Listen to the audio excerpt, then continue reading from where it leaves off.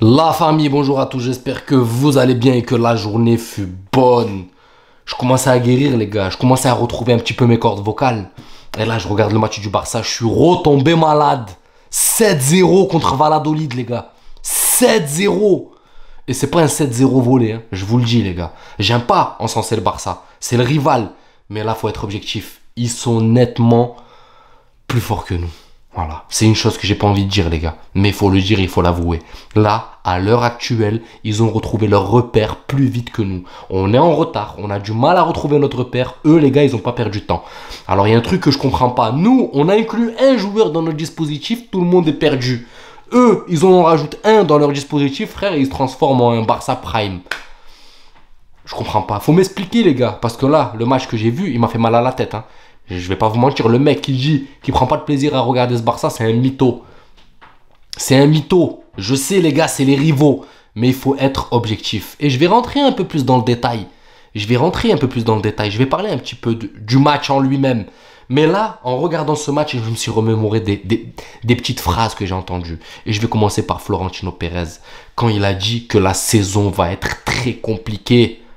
Quand je vois ce que j'ai vu là, et qu'on prend déjà des 4 points, maintenant des 7 points de retard sur le Barça, oui les gars, ça va être très compliqué. Ça va être très dur. Pourquoi je hurle depuis le début? Pourquoi je suis en train de devenir fou depuis le début que c'est pas normal que le Real Madrid perde autant de matchs? Les gars, je commence à m'adoucir et là je suis en train de redevenir fou parce que ça m'a énervé les gars, ce 7-0. Là je me dis putain mais qu'est-ce qu'on est en train de faire? On est en train de déjà dès le début de se mettre en danger. Bon, rien n'est fait encore, bien sûr, rien n'est fait. Mais quand tu vois le Barça actuel, tu te dis, ouh, ça va faire très très mal. Donc il va falloir demain déjà assurer contre le Betis. On n'a déjà plus droit à l'erreur. Au début, tu peux avoir des petites marges de manœuvre. On n'en a plus. On n'en a plus, les gars. Il faut que dès demain, on assure. Le Barça a joué une grosse équipe déjà, l'Atlético Bilbao. Et ils ont sorti leur épingle du jeu. Alors qu'il n'y avait pas encore les Dani Olmo et tout, hein. Nous, demain, nous n'avons pas le droit à l'erreur. Maintenant, on va rentrer dans le jeu. C'est incroyable, les gars. Et je vais commencer par cette recrue, Dani Olmo. Le mec, il n'a même pas besoin de toucher le ballon 3, 4, 5 fois. Juste avec une déviation, il t'élimine 2-3 joueurs.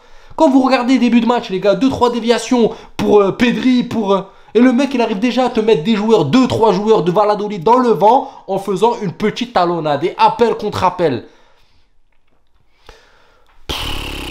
Il est là, au cœur du jeu, il s'amuse, il se balade, il est à la finition. On va en parler aussi de son dernier but qui est... Enfin, son but, je crois, je sais pas si c'était le dernier ou l'avant-dernier. Rafinha, pareil. Oh là, j'ai mal à la tête, les gars.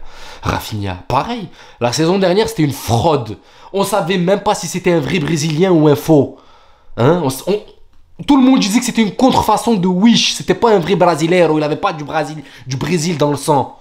Et là, maintenant... Centre de Koubarsi, il faut en parler, les gamins aussi, là, 18 ans qui t'envoient des transversales comme ça, contrôle orienté de Rafinha, hein, et il t'ajuste le gardien d'un extérieur du pied.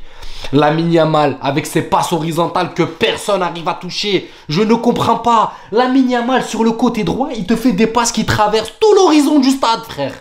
Personne n'arrive à les toucher. On dirait que ces passes-là, elles ont une bénédiction, il y a un ange gardien qui les protège pour que personne les touche, frère. Elles arrivent dans les pieds de son coéquipier tout le temps. Tout le temps, il a fait ça avec l'Espagne, il fait ça. Dès qu'il est là, il élimine sur le côté. Il fait une passe latérale, une passe horizontale et elle arrive dans les pieds, frère. Personne n'arrive à couper, c'est incroyable, Lamine Yamal. Maintenant, Dani Olmo, lui, c'est vertical les passes. Parce qu'il te met une passe à un moment à Rafinha, il me semble. Je sais même plus, c'est... Si, c'est bien Rafinha, je crois. Il me semble, hein, je sais plus, faut pas que je me perde. Il y a 7 buts, les gars, vous comprenez que je me perds dans les buts.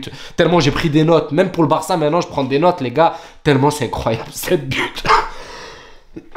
Je suis retombé malade. Je vous jure, les gars, ils vont me tuer, cette équipe. Incroyable. Non, mais je vais regarder mes notes parce que je me perds maintenant. Je me perds. Dani Olmo, le dernier but, qui passe entre la défense et qui temporise dans un angle fermé, mais de chez fermé. Et t'arrives à t'ajuster tranquillou. Alors lui, j'ai l'impression de voir le Bellingham de la saison dernière, les gars. Un mec qui arrive de, de nulle part et qui te tape un début de saison carton. Déjà, premier match remplaçant, il rentre, il marque. Là, deuxième match, frère, il est au cœur du jeu, il fait ce qu'il veut, il se balade, il arrive à combiner avec tout le monde. Incroyable. Rafinha, pareil. Koundé. Même Koundé, les gars, ils commencent à mettre des Lucas.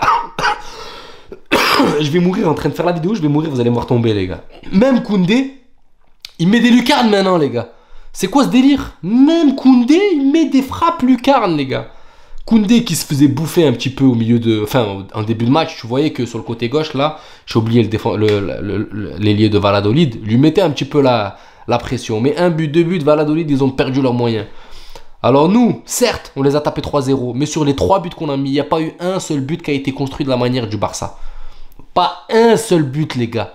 Eux, ils en ont mis 7 et c'est 7 buts. Il y a eu un tapin de Rafinha.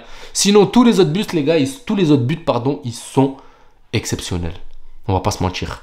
Et il y a un truc aussi qu'il faut souligner avec cette équipe du FC Barcelone. C'est cette chose que nous n'avons pas en ce début de saison. Je sais, je suis en train d'encenser le Barça comme jamais, mais je suis réaliste, les gars. Je suis réaliste. Il faut se servir des bonnes choses de l'adversaire pour que nous, on s'en inspire et on corrige aussi ce qui ne va pas chez nous. Parce que eux, ce que j'ai remarqué en ce début de saison, et surtout là dans ce match, c'est la solidarité, les gars.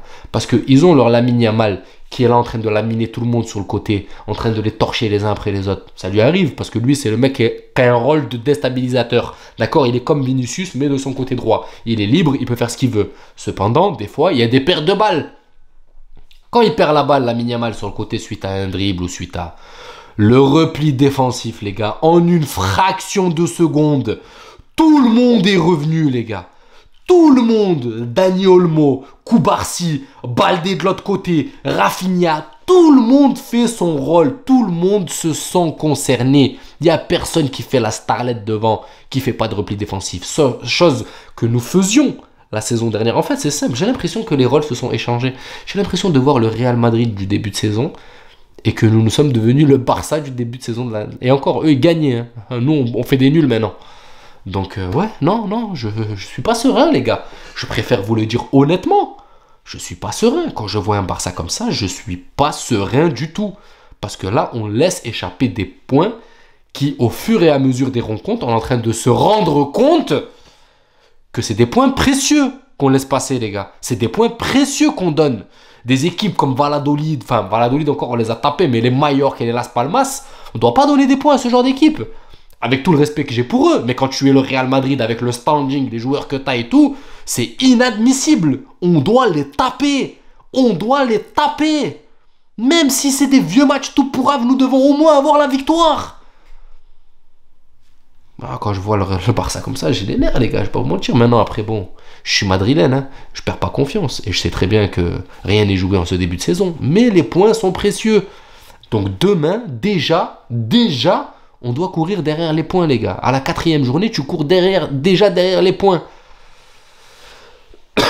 Et en plus, certes, il nous manque Bellingham, Camavinga. Mais de l'autre côté, il n'y a pas Araujo, il n'y a pas Gavi, il n'y a pas De Jong. Alors Hansi Flick, où il va récupérer ces stars-là? Ah, les stars, vous m'avez compris. Et que ça va être très compliqué de venir optimiser parce qu'il y aura beaucoup trop de joueurs. Ou il va te faire une équipe machine de guerre, frère. Et là, ça va faire très mal, encore plus mal que ça le fait déjà. Parce que là, on est en train de retrouver pareil, un Pedri en électron libre qui est en train de faire très mal au milieu de terrain. Enfin bref, les gars, comme je vous l'ai dit, regardez, je vous jure, je commençais à retrouver un petit peu des bronches. Là, je les ai encore flingués à force de crier devant le Barça, crier de haine. Les Valladolid qui me fout le seum quand c'est contre nous. Ils tapent leur meilleur match, frère. Et contre le Barça, c'est une passoire. Mais il faut souligner le pressing du Barça, les gars, qui sont là, qui pressent haut et qui ne laissent pas respirer l'adversaire et qui a une solidarité, chose que nous n'avons pas en début de saison. Je sais, je me répète, mais j'ai le seum. Donc voilà, je m'étais calmé un petit peu en essayant de débriefer à froid contre Las Palmas et tout, mais là, j'ai le seum. Donc demain, faites-nous plaisir, s'il vous plaît. Faites-nous plaisir. Enfin bref, j'espère que la vidéo vous plaira. N'hésitez pas à vous abonner, à liker, ça donnera beaucoup de force à la chaîne. Et je vous dis à demain pour le débrief et prenez soin de vous. Ciao la famille.